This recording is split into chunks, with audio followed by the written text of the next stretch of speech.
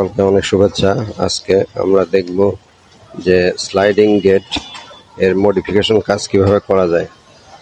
কারখানার গেটে, মেইন গেটে গিয়ার মোটর সহ স্লাইডিং গেট রয়েছে। তো গিয়ার মোটরটি যখন অতিরিক্ত বৃষ্টি হয় তখন এটা পানির নিচে মোটরের কিছু অংশ তলিয়ে যায়।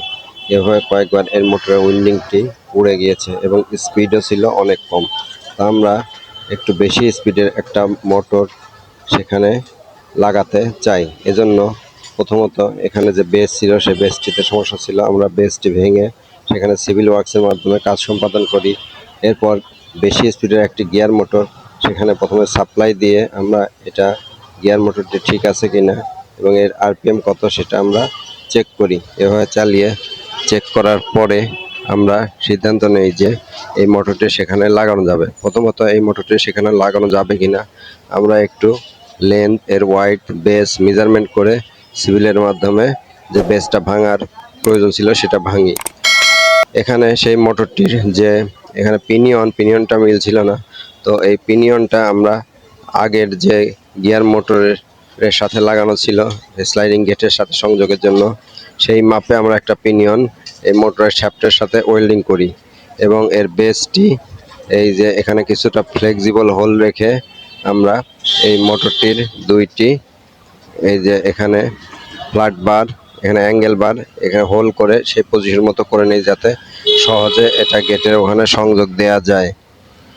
এরপর সেই মাপে এবং এখানে উল্লেখ্য যে এখানে সেই বেসের সাথে এবং মোটরের পিনিয়নের সাথে যে হাইট অর্থাৎ যেটা সংযোগ হবে সেটা মেজারমেন্ট করা হয়েছিল।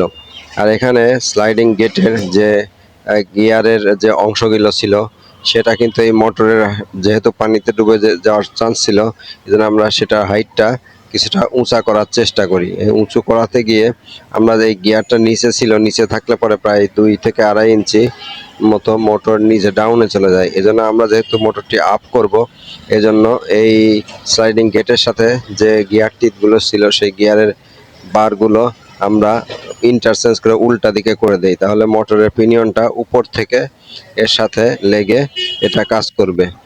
এইভাবে আমরা এই কাজটি করার চেষ্টা করি। তো একে একে এখানে যে গেটের সাথে যে স্লাইডিং গিয়ারের বারগুলো ছিল সবগুলোই আমরা পরিবর্তন করি।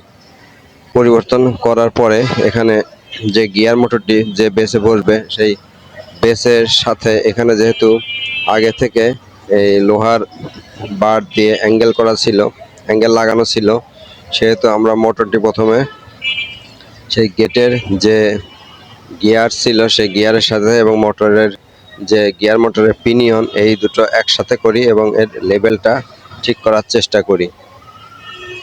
তো এই লেভেলটা মেনটেন করার জন্য আমরা এখানে যে ফরক্লিফট ছিল ফরক্লিফটার সেটা আমরা ইউজ করি। আর এটার পজিশনটা সেট করে এটার সামনে পিছনে নিয়ে এই যে এখানে দেখা যাচ্ছে যে গেটের এবং গিয়ার মোটরের যে পিনিয়ন দুটার মধ্যে কিছুটা ডিফারেন্স রয়েছে, সে আমরা এই পজিশনগুলো ব্যালেন্স করি মেজারমেন্ট অনুসারে।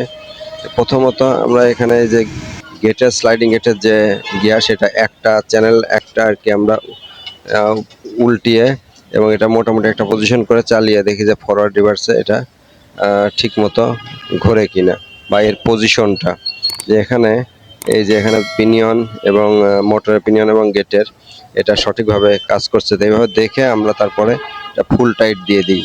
ফুল টাইট দেওয়ার পরে আমরা এবার মোটরটি সাহায্যে গিয়ার মোটরটির সাহায্যে আমরা এই স্লাইডিং গেটটি ওপেন এবং ক্লোজ করি এবং সেটা চেক করি এবং একবারে শুরু থেকে শেষ পর্যন্ত অর্থাৎ আমাদের কোনো গাড়ি যাওয়ার জন্য যতটুকু এটা রোটেট করার দরকার সে ততটুকু পর্যন্ত আমরা রোটেট করি এবং চেক করি যে এটা সঠিকভাবে কাজ করছে কিনা এবং দেখি যে এর আরপিএমও বেড়েছে, মোটরটির হাইটও বেড়েছে এবং এটা সঠিকভাবে কাজ করছে। তো বর্তমানে এটি সঠিকভাবে রয়েছে। এটা হলো পুরাতন যে গিয়ার মোটর, এটা নতুন গিয়ার মোটর। এটা হলো পিনিয়ন গিয়ার যে আমরা সংযোগ করেছি। আর এটা গেটের যে ফ্ল্যাট বারের গিয়ার সেটা পরিবর্তন করলাম। মোটরটা এখন এখানে কানেকশন দেওয়া হচ্ছে আর এটা হলো ফাইনাল কানেকশন। তো সবাইকে ধন্যবাদ। এভাবে আমরা কাজটি সম্পাদন করলাম এবং ভিডিওটি দেখার জন্য।